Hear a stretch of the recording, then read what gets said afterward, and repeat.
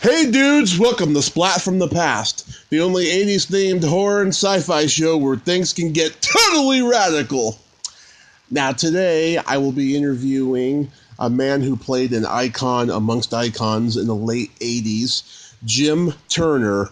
You may remember him. He was Randee of the Redwoods, the hippie, and all those classic late 80s MTV promos. Just say whoa. He even ran for president. And I'm having him on the show today to talk about that, talk about some of the movies he was in, St. Elmo's Fire, a couple of horror classics like The Lost Boys and Destroyer, and he's best known as playing Kirby on the classic HBO comedy series Arli. And he's also a longtime survivor of diabetes, an amazing, talented performer. So, here is my interview with Jim Turner. Hello. Hey, Jim. How are you? I'm good. How are you, sir? Good. Good. It's such an honor. I appreciate you coming on the show today. Okay. Oh, go ahead. What's your show called? Splat from the Past. Okay. So, going back to the beginning, was show business something that was on your radar early on? No, nothing was really on my radar early on. I was a kind of a military brat, and we moved constantly. And we lived there for 6 months to a year. And we just on the move, and then when my dad got out of the Air Force, he got into radio, and he bounced around radio stuff. And I constantly, I would sometimes switch school in the middle of a year. Mm-hmm. One first semester I'd be, and so I was always like just trying to be funny. Mm-hmm. And that's what I did. That was like my only skill. Was I knew I could make people laugh. Mm-hmm. And I knew it early on. And I didn't think I could make that into any career. I wasn't thinking about a career. I certainly wasn't thinking about being an actor.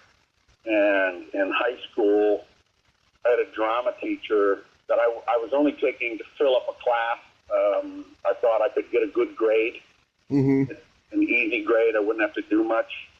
And I took the class, and the guy kept, he made me come out and try out for Medea.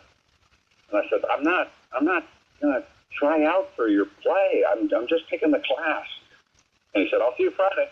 Friday, auditions are Friday. No, please. And I went and he cast me. And then I sort of fell in with a bunch of, oh, well, this is kind of a fun little community to be in. But I really was not pursuing it. And I just had no idea what I wanted to do with my life. And I traveled a lot. Mm-hmm. When I was like 20, I moved to Vermont for a while. I came home, was home for a while, and then I went to Europe. Then I went on a bike trip in Europe. I came home, and I went on a bike trip here. I was just always kind of moving. And the way I ended up in show business was a friend of mine in college signed me up to audition for a Bertolt Brecht play called Man is Man. And she called me up and said, she was working like an assistant to the director. She called me up and said, hey, Jim, I signed you up to audition for Man is Man that they're doing at the theater. So what are you talking about? You signed me up to audition? I don't want to audition. I don't want to be in that play. Oh, Jim, I signed you up.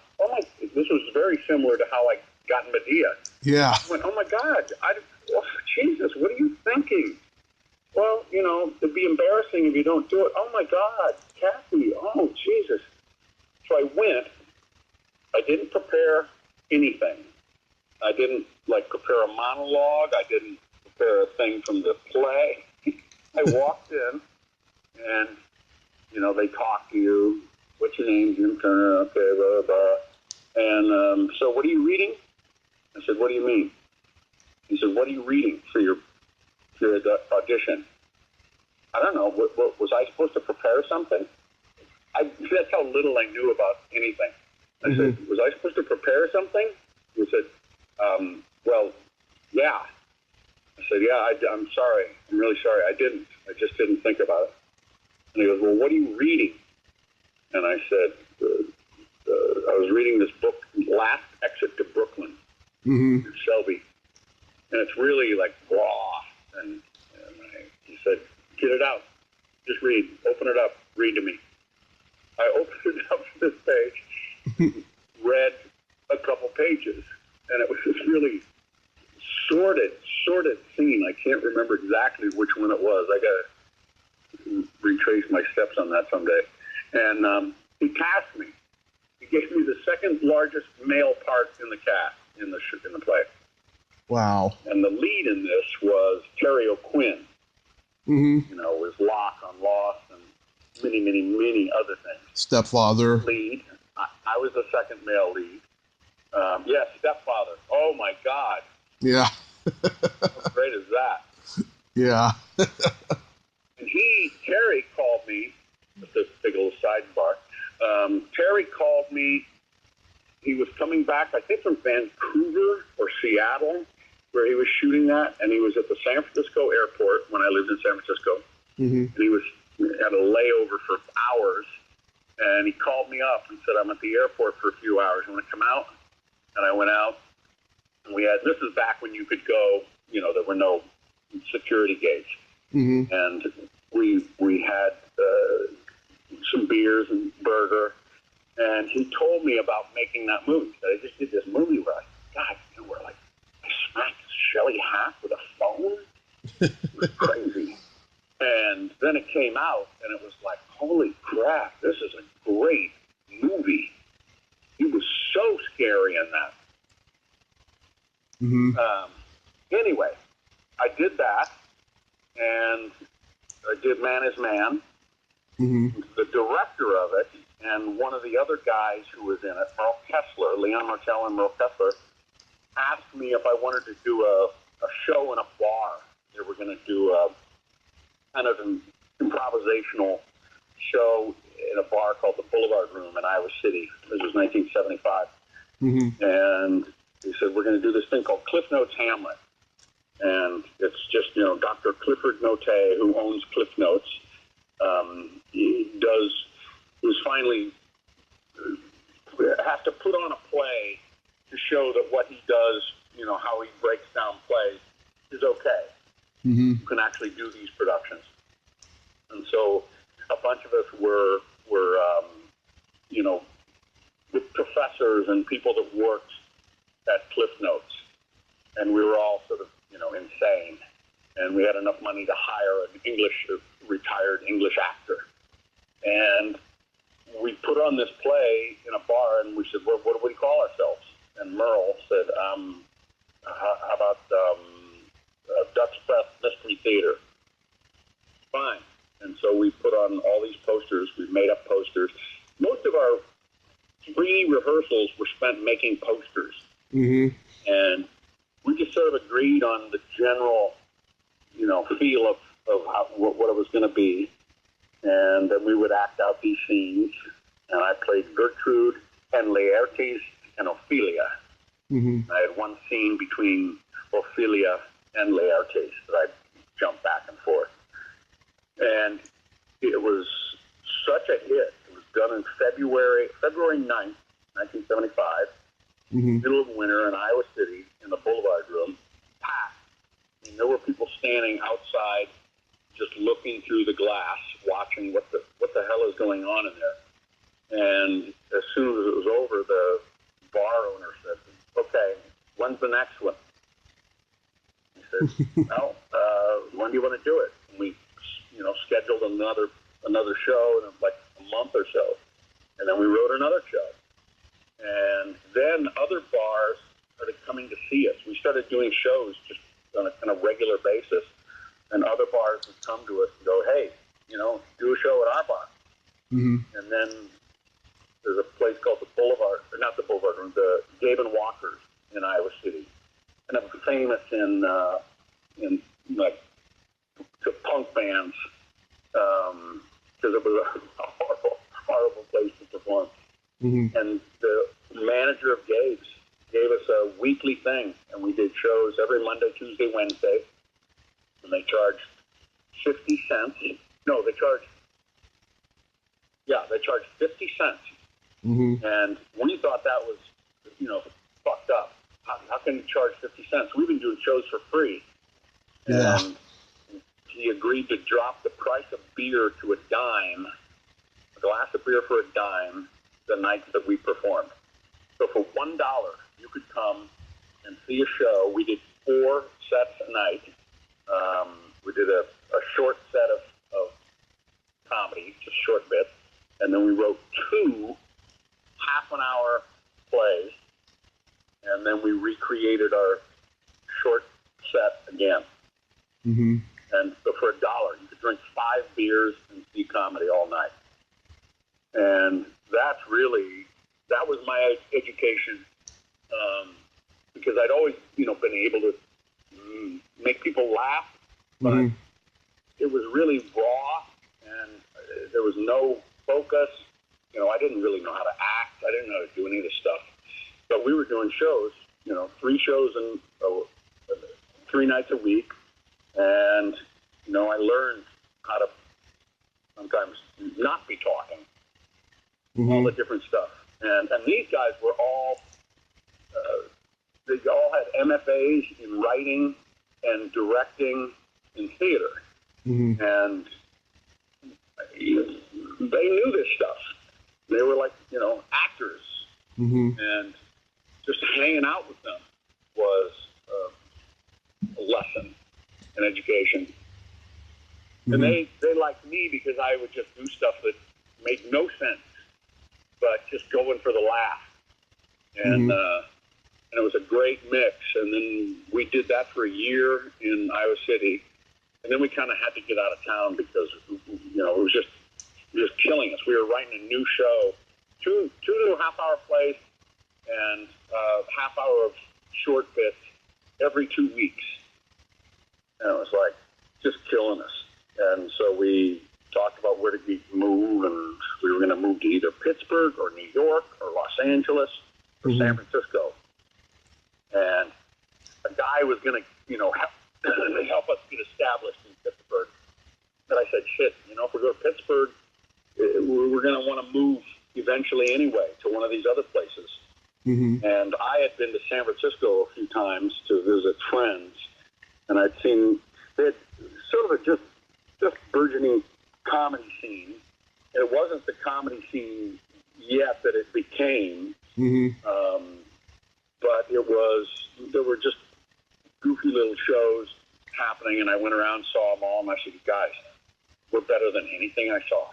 We're better than anything I saw. I predict we move to San Francisco, we'll be like city heroes, comedy heroes. And, of course, that didn't happen. It took us a while, and we did get established. And, we started doing stuff all over town, and eventually got a booking agent that followed, I think, when we started doing stuff on NPR. We wrote radio bits, Ian Scholes and Dr. Science. Mm-hmm. They took off. And so we could go to any, college town in the country and sell it out because people listen to our comedy on the radio. Mm-hmm. But we were primarily a live act. And everybody would come to this, wanting to see the radio bits, but we were a live comedy act. And they go, whoa, what's this? Oh my God. And we had a period there where we were really good. Mm-hmm. And worked all the time. We went on tours that were like 2.5 months long, driving all around the country in old beat up station wagons. Yeah, I'm from San Francisco. I know all the old comedians and stand-up and sketch there, and they tell me that was just an amazing time in the 70s to be in San Francisco for the comedy scene. Yeah. You know? We moved there in 76, and it really started to take off a couple years after that. That's when Robin showed up, and, you know, that whole crowd. Mm-hmm. So you basically got into show business against your will. Well, my folks were so happy that I actually found something that I could do. And they came to see early shows, you know, and a lot of people tell me stories about, they're going to be in comedy, and their folks say, "What? No. What are you going to do, though?" My folks are like, "Oh my God, I'm so glad you're going to do something. That's great." And so I always felt like I was being supported, which I was. Yeah. They liked it, and they would come see the shows. They came to Gabe and Walker's once, and they'd seen us in Des Moines a couple times, which is where they live. They came to Iowa City to go to Gabe's, and it was a big deal, you know. We always stayed at my parents' house when we were traveling, and everybody loved my folks. They're really great. And they came to see the show at Gabe and Walker's, and the bouncer at Gabe and Walker's was this woman who was just hard as nails, really tough, tall, skinny, just tough woman. Yeah. And we're doing the show, and you hear there's something going on out in the audience. Somebody's arguing about something, and you can hear sort of a drunk voice. There's this big argument. Somebody else is telling them to shut up, keep it down, watch the show. And it becomes a big disturbance. We kept going on, and then I hear a body being dragged, like there's a tussle going on out in the crowd, and we can't see any of this. And then we get this body being thrown down the stairs. And he came up this set of stairs to come into Gabe's, like a body going. we finished that set, and I went out, and I was like, oh my God, why did my folks have to come the night that this happened? And I went out, and I said, oh my God, I'm so sorry about that. What? And my mom just goes, don't talk to me. And she just gestures her thumb towards my dad. I went, wait, what happened? He said, what happened was the guy was so drunk, and I was telling him to keep it down.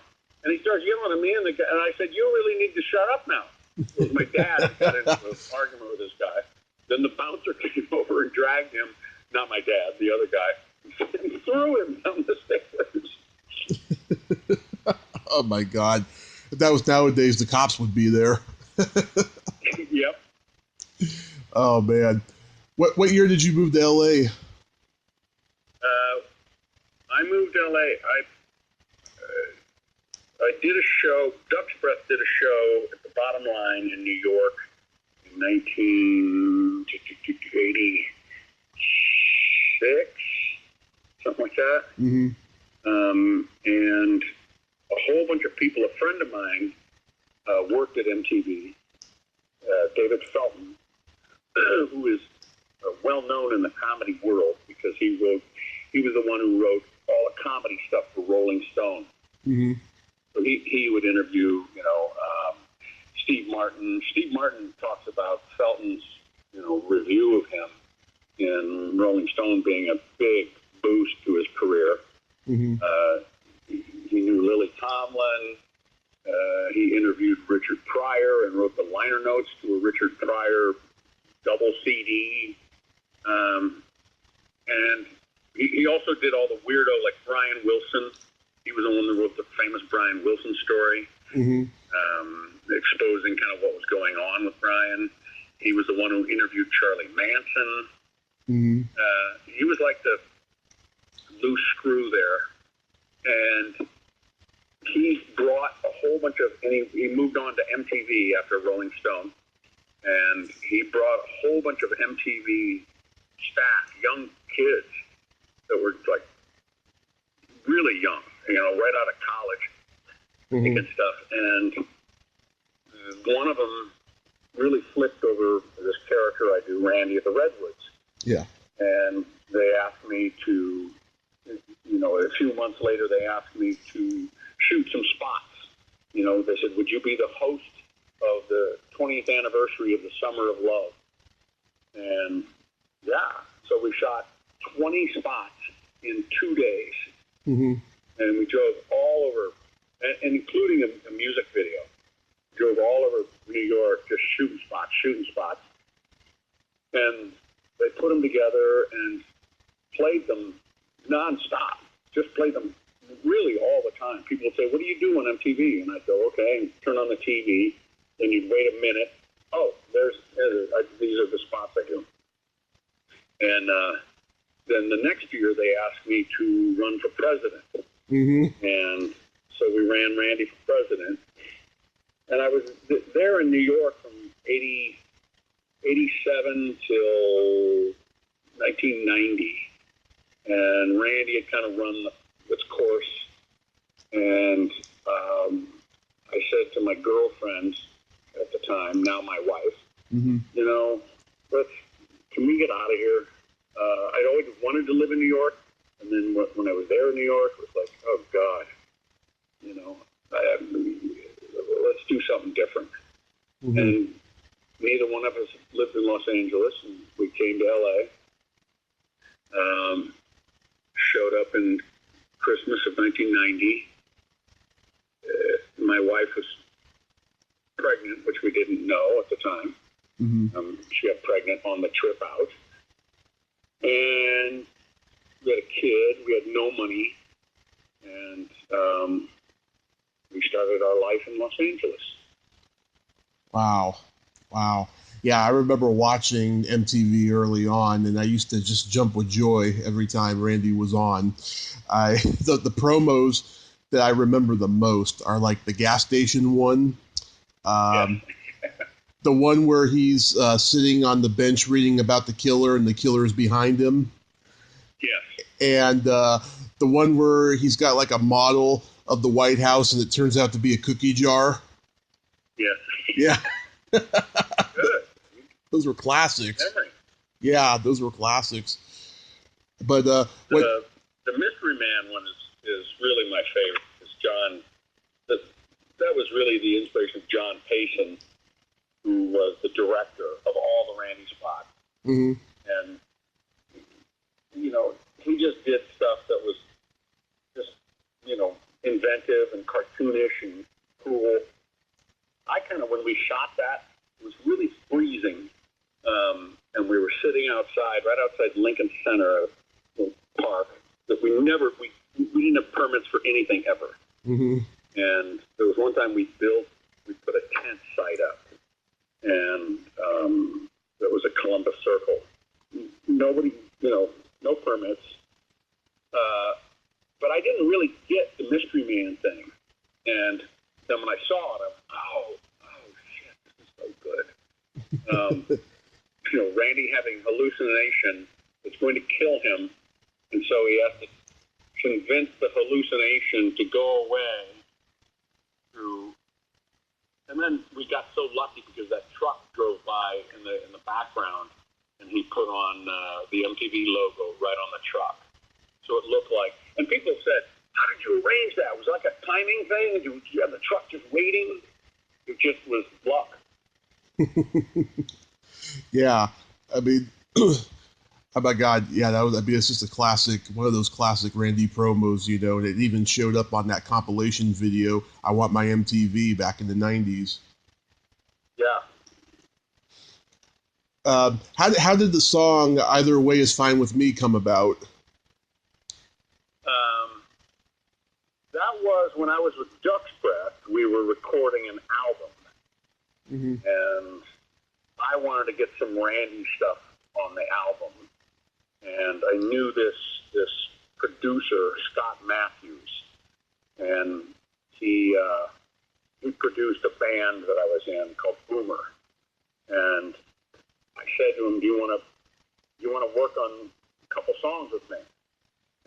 I'd like to do, because back then you did singles, were A and B side, You know, I don't think they do that anymore. Yeah. But I said, you want to do a couple songs. And I wrote that, and he wrote the music. And he did all the production. He, played all the instruments and sang backup. And then the other song we decided to do was just dropped in to see what condition my condition was in. Mm-hmm. And which is an old sort of psychedelic song. Kenny Rogers. Yeah. Yeah. And many people have covered that song because it's so weirdly trippy. And put those on the record. And then when I got to New York to work on these spots, I brought that. So what if, so we did a video of this, and we did this video where I was strapped to the back of this great big, like a trailer, like a truck, Mm-hmm. with a flatbed, big flatbed. And we built a thing where I was strapped into the flatbed, and I could move everywhere. I could tip forward, tip back, and my legs were locked in. Mm-hmm. And John slowed the. Oh, my wife keeps calling me. I'm gonna go tell her to stop calling me.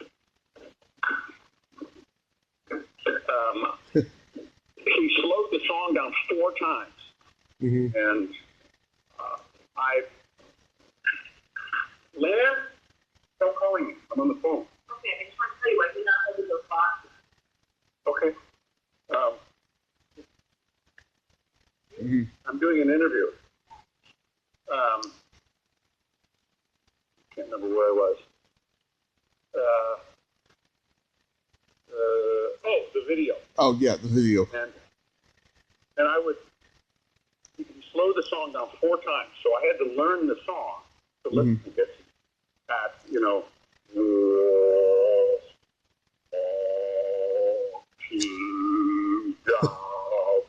I listened to this thing.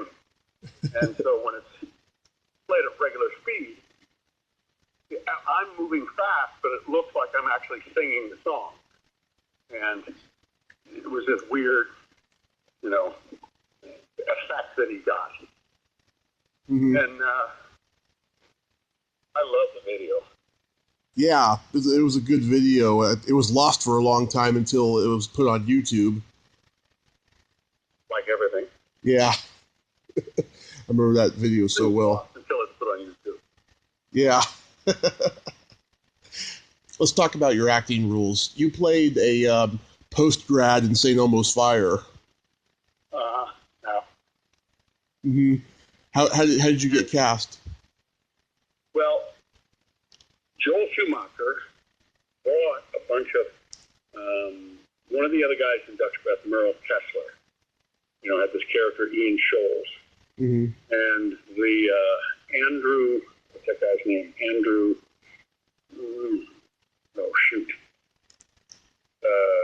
one of the characters in St. Elmo's Fire.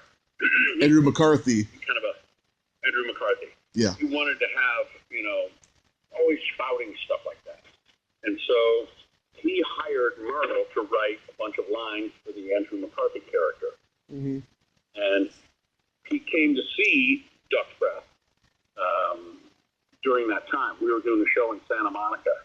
And he came to see the show and loved it and invited us to his office the next day. I think it was on the Universal lot. And we went over there and just talked to him. Mm-hmm. And I, at the time, was a house sitter. I didn't have a place to live. And he invited me to come to the set. And I went to the set, and I was sort of angling for a job. I was saying, I don't have to be anywhere, be here. And he hired me, not really knowing what the character was. Mm-hmm. And he said, you're just like this guy that's, at the college that doesn't go away. stays at school. Mm-hmm. And that's why we called him a post-grad. And his actual name was Zolo, named after a friend of mine, Rick Zolo, who was that guy. Mm-hmm. Post-grad that didn't go away. He's a really great guy. And he just let me make up lines. There's just a teeny little bit of me in the movie now. Mm-hmm. But it was great. You know, I was there for in D.C. for about 10 days. And some days I'd work, some days I wouldn't. And I would just get to make up lines. All were cut. They cut them all. Mm-hmm. Then he put me in Lost Boys. And I got to the set. Mm-hmm. He goes, "So, what did you think?" Meaning about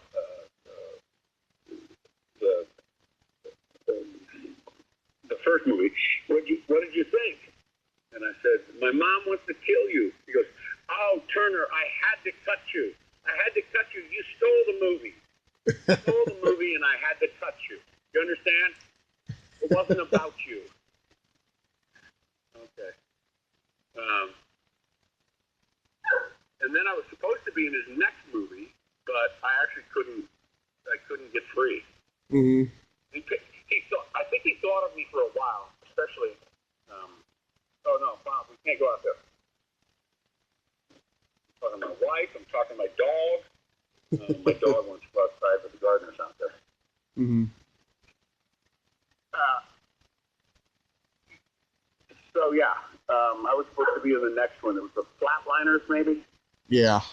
And I couldn't. You know, his secretary called me up and said, "You know, can you do this? Joel thinks of you as his good luck charm because all the movies he makes with you are hits." I said, "I can't. Can he rearrange the dates?" No. And then that was it. And I was never in another Joel Schumacher movie. Oh.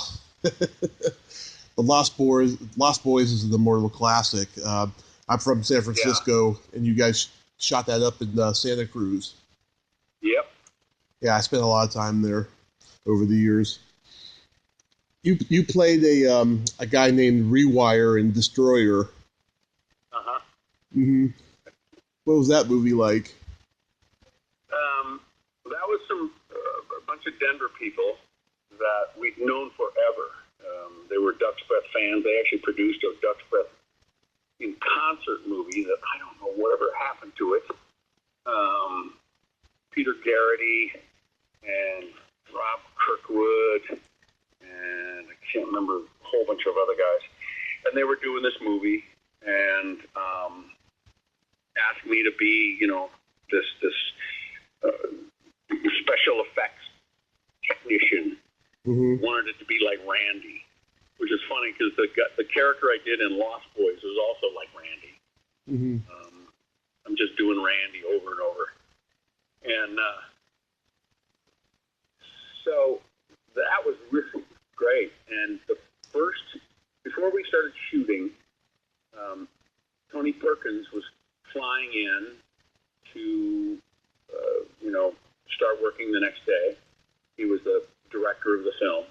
Mm-hmm. And they said, you want to go have dinner with Tony Perkins? I'm like, what? Yes, God, of course. And so we all went to dinner, and he was great. Oh my God. He came in, he was so ready. This is just a cheap, low budget horror movie. Mm-hmm. Lyle Alzado played the killer. And Clayton Rohnert played the sort of smart ass. Mm-hmm. The performance played the pretty girl who was a special stunt girl. Yeah. And so I got dinner with Tony Perkins, and he's going, so what do you? He knew the script. He was completely ready to shoot. He said, do you want to improv? Do you want us to keep the script? Or what do you want to? How do you want to do this? And I said, well, keep to the script pretty much. But if you have ideas, and great, okay, very professional. Mm-hmm. Cool. So then we were shooting one day, and they let me. There's a speech in it where I'm talking about how how the effect is going to melt this dummy, and what's going to happen, and there's going to be sparks here and sparks there, and blah blah blah. And when we did the rehearsal, I did the whole speech that I wrote, and then Tony Perkins came over to me and said, "Jim, that last line, I don't know if you noticed, but your big laugh was on this line. The crew, everybody loved that line. Boom. You think about ending it there, because the line you said after it doesn't really add anything." Mm-hmm. But okay. So then later that day, we break for lunch, and I'm sitting there having lunch, and he comes over and he says he always ate in his trailer, and he said, "Jim, can I talk to you for a second?" "Sure." I went over, went in his trailer, and he was walking back and forth, and he goes, "I am so sorry. I apologize. That was a fucking asshole thing for me to do. I should never have done that. To tell another actor not to say this line." He said, "I hate when people do that, and I did that, and please accept my apology." Mm-hmm. No, just believe me, it's okay. You were right. Oh my God. And he was like mortified, and kept apologizing. I love him. Great guy. Yeah. I have a good picture with him too, where I was leaving to go home, and I stopped by the set to say goodbye to people, and he was doing a photo shoot with somebody, and I ran over behind him and stood directly behind him, looking over his shoulder, and I got this great shot because it looks like it's a two-dimensional mock-up of Tony Perkins. Mm-hmm. In fact, it's Tony Perkins. Wow, that's cool. I gotta find that. Yeah, that's cool. Yeah. Then you did the Christmas classic, The Ref. Yep. How did that come about for you? It was directed by Ted Demme, an old MTV, used to be a PA, and then he started MTV Rap with Peter Doherty. Mm-hmm. They both passed away, and that became a huge deal, and he was he became a big deal, and The Ref, I think, might have been his first movie that it was from a script that, because he did like a sort of rap movie with a bunch of rap stars.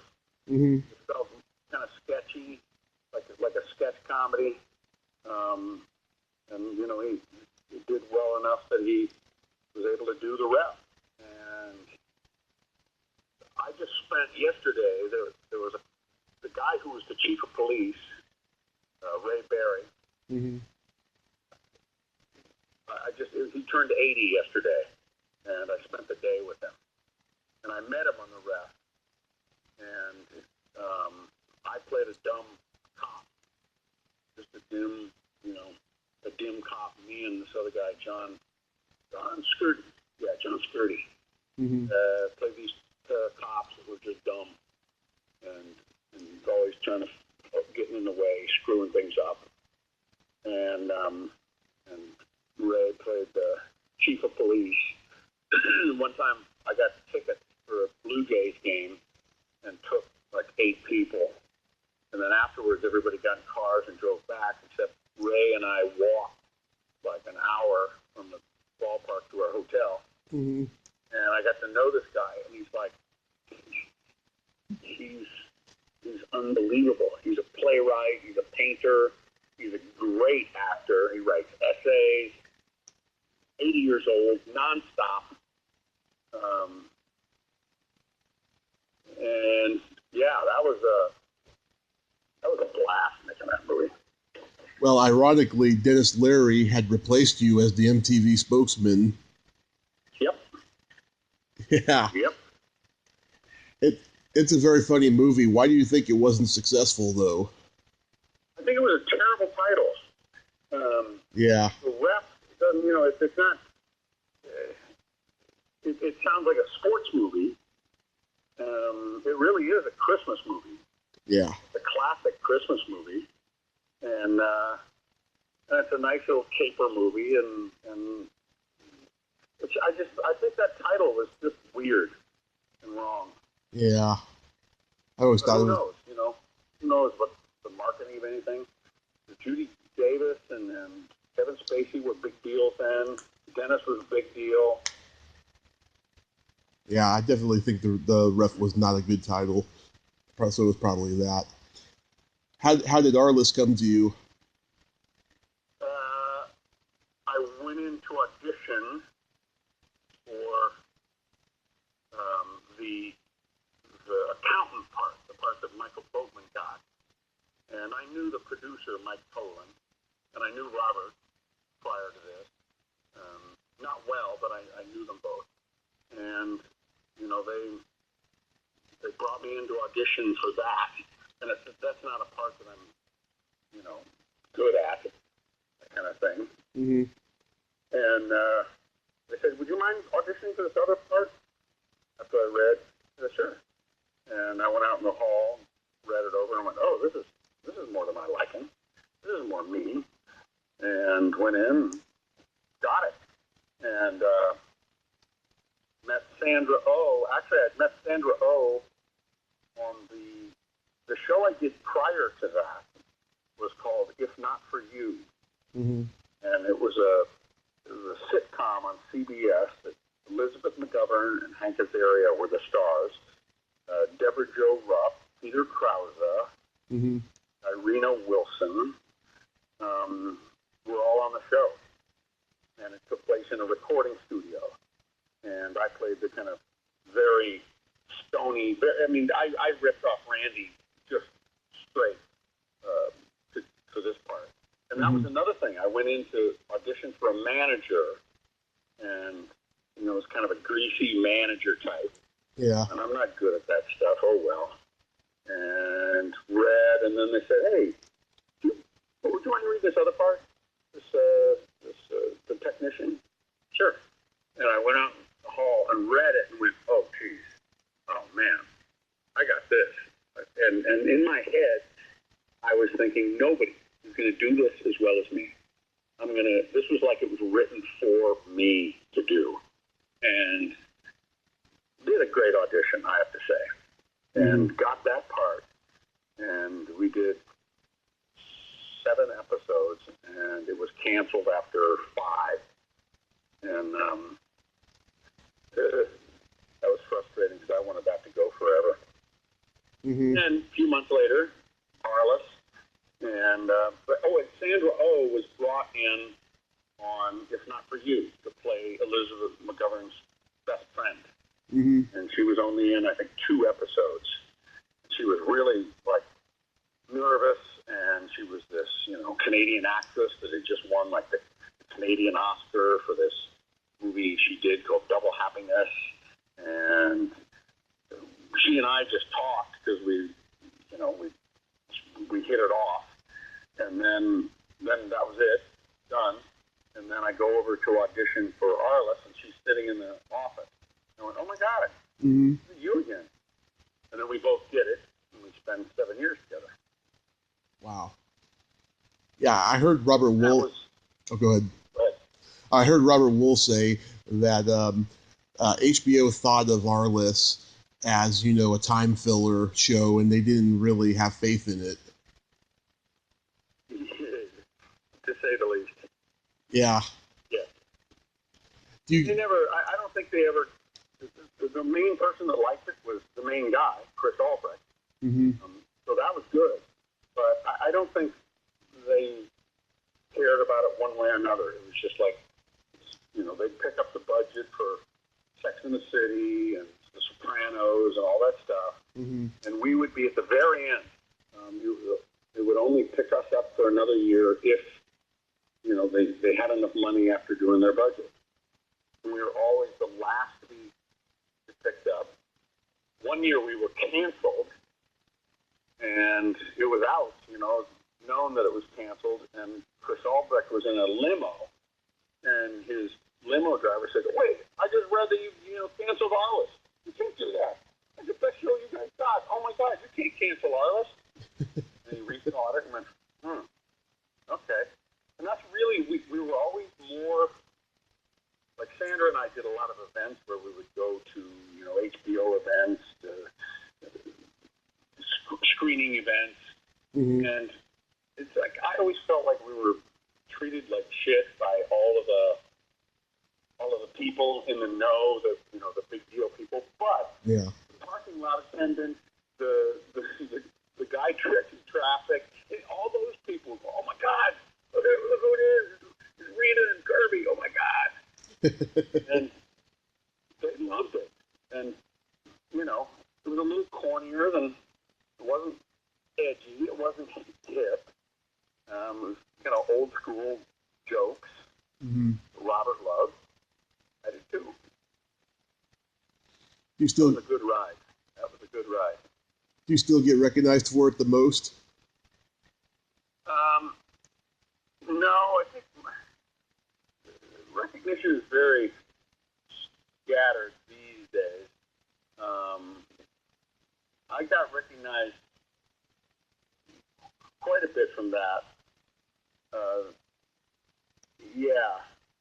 I was at a stoplight once, and it was the week after there was an episode where Kirby, my character, is videotaping himself having sex with different athletes, male athletes, and he's collecting them. Mm-hmm. Really, he's doing a gnarly, nasty thing. He's videotaping. He's just collecting them. That's all he's doing. So he's got a tennis player. He's got a synchronized swimmer, and then he runs into a female bodybuilder. Mm-hmm. First, he's sort of grossed out, like, female bodybuilder, yeah. And Jack LaLanne is in this episode, and he goes, oh no, these women are real, true athletes. And then you see Kirby go, oh, wait. And so he talks to this one. They end up going out. They end up having sex in his room. And she's doing all this stuff. She's carrying him around on her back. Mm-hmm. There's a hole in the wall during an orgasm. And then he changes the tape. She goes, oh, I have to go freshen up. And she goes to the bathroom. Mm-hmm. He goes and changes the videotape.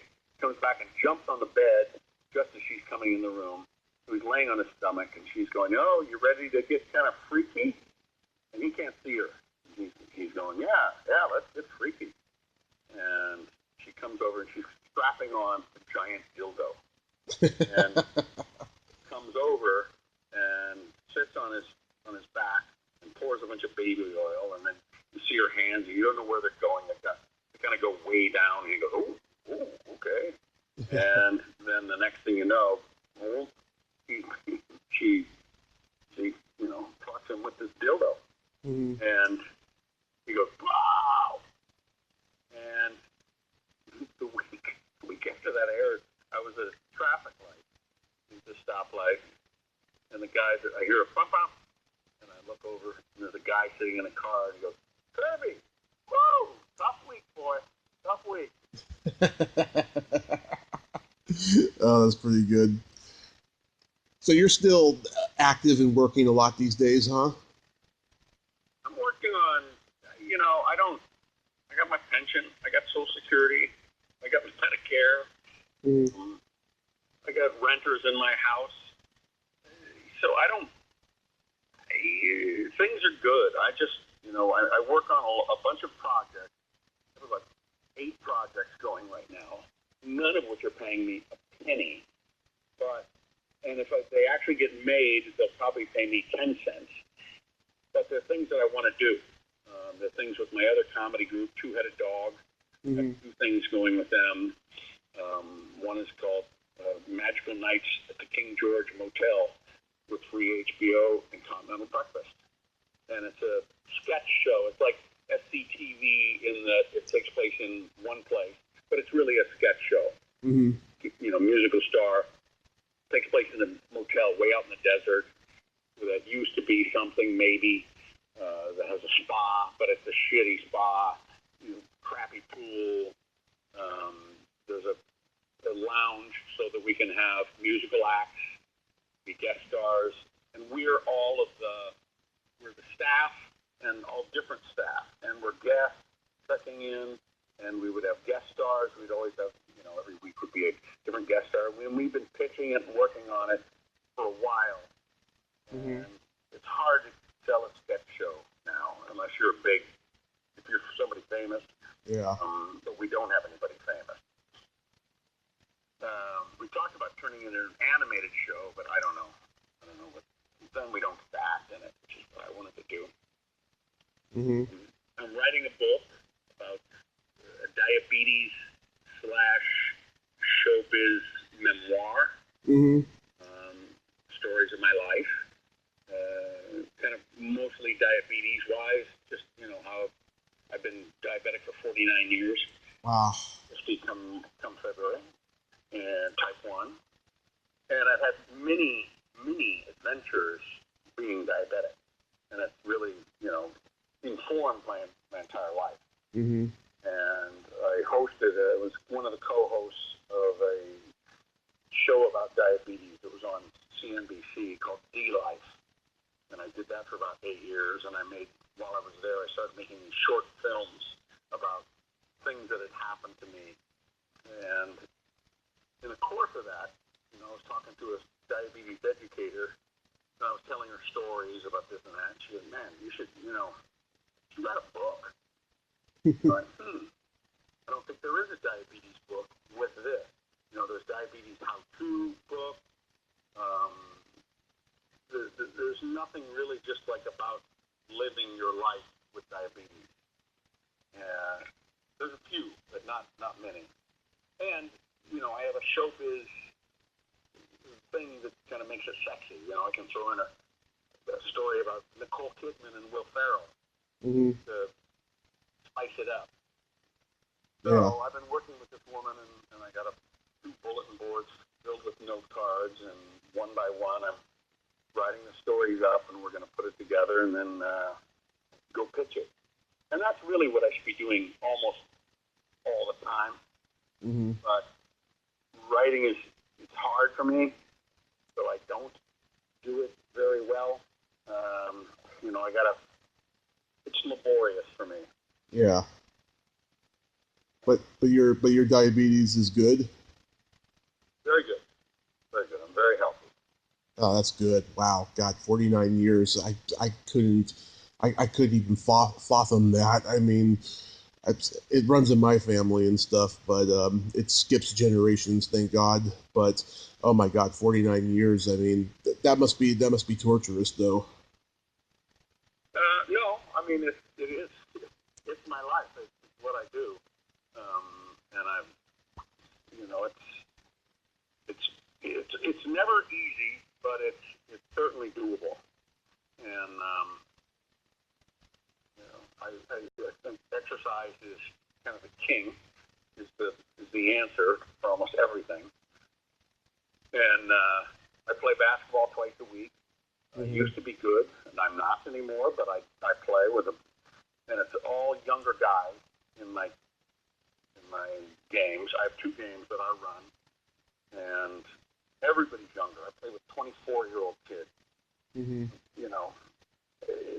That's tough, but I get to run up and down the court for 2 hours twice a week, and I walk every day. I got a dog that I got to walk every day. I play golf. Staying active, that's the key. Stay active. And staying under control. Yeah. Stay active, eat healthy, and all that stuff. Yeah. Does it run in your family?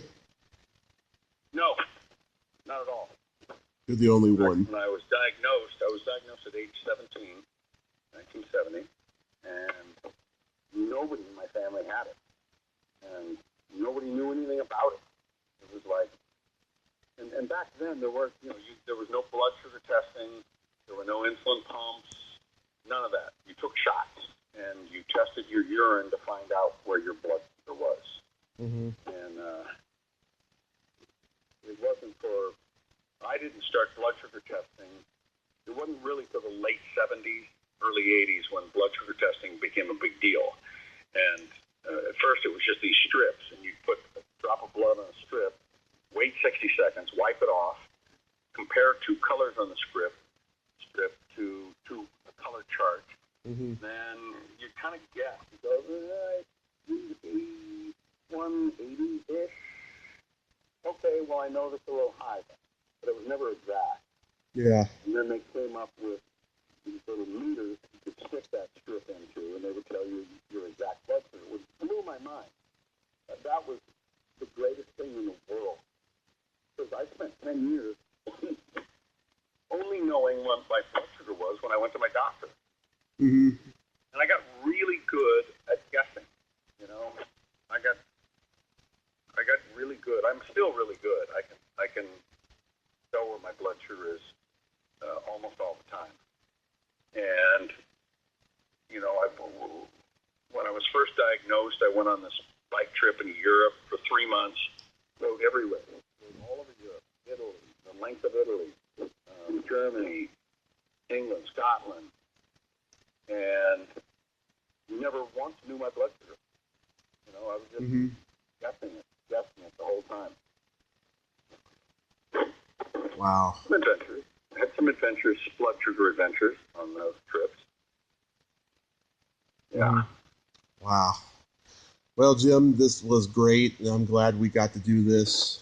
And I hope you continue being active and healthy and successful, sir. I thank you, and I hope you have a great day. Thank you. You too. Thank you. This was fun. Thank you. Thank you. Okay. Okay. Bye. Bye. Well, there you have it. Jim Turner. Ain't he a cool dude? Thank you so much, Jim. You are an amazing man, and you've had quite an interesting career, and I'm glad we got to talk today. I thank you so much, sir. If you like this video, everyone, please subscribe to my YouTube channel, add me as a friend on Facebook, join my Tommy Kovac comedian page on Facebook, follow me on Twitter and Instagram, and all that fun stuff. Well, that's all the time we have this week on Splat from the Past. Until next time, this is Tommy Throwback Kovac saying there's no shame in living in the past because the present sucks. Later, dudes.